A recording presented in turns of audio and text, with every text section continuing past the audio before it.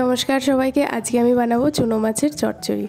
এর জন্য প্রথমেই আমি সবজিগুলো কেটে নিয়েছি বরবটি, আলু, ফুলকপি, শিম আর বেশি পরিমাণে মূলো। এখানে আমি পেঁয়াজ নিইনি আজকে, যেহেতু মূলো আর ফুলকপি আছে, ওর গন্ধটাই বেশি ভালো লাগবে। তারপর আমি মাছগুলোকে নুন হলুদ মাখিয়ে রাখবো। মাছগুলো একটু ছোট ছিল, তাই শুধু পেটটা কেটে পরিষ্কার করে নিয়েছি ভালো করে। তারপরে কড়াইতে তেল দিয়ে মাছটা আমি দুবারে ভাজবো। মাছটা একটু বেশি পরিমাণে আছে আর মাছটা বেশ কড়া করে ভাজবো। চচ্চড়িতে একটু কড়া করেই মাছটা ভাজতে হয়, নাহলে চচ্চড়ি যখন নাড়াচাড়া করা হয় মাছগুলো ভেঙে যায়।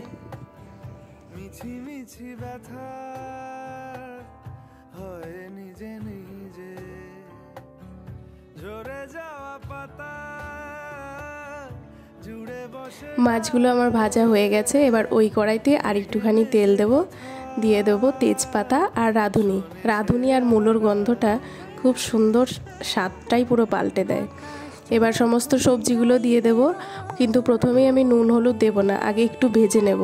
নুন বা হলুদ দিলে পরে জল ছেড়ে দেয়, ভাজাটা ভালো হয় না।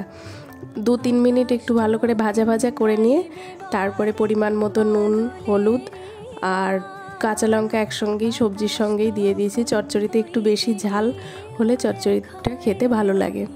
নুন হলুদ দিয়ে আবার 4-5 মিনিট মতো মিডিয়াম আছে ভাজা করে নেব।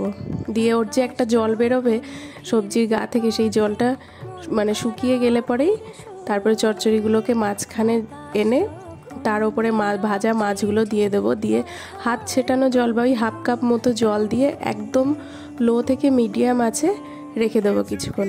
তারপর খুলে দেখবো জলটা পুরো শুকিয়ে গেছে। এবার একটু নাড়াচাড়া করে নেব। তারপরে দেখে নেব সবজিগুলোও গলে গেছে। আবার একটু 2-3 মিনিট নাড়াচাড়া করে, জল যদিও নেই তবু একটু ভাজা করেই নামিয়ে দেবো। মূলোর এত সুন্দর একটা সেন্ট বেরোয়, গরম ভাতে এই চচ্চড়িটা খেতে অসাধারণ লাগে। একবার এইভাবে করে দেখবেন পেঁয়াজ ছাড়া। আশা করি আপনাদের ভালো লাগবে। ভালো লাগলে অবশ্যই জানাবেন।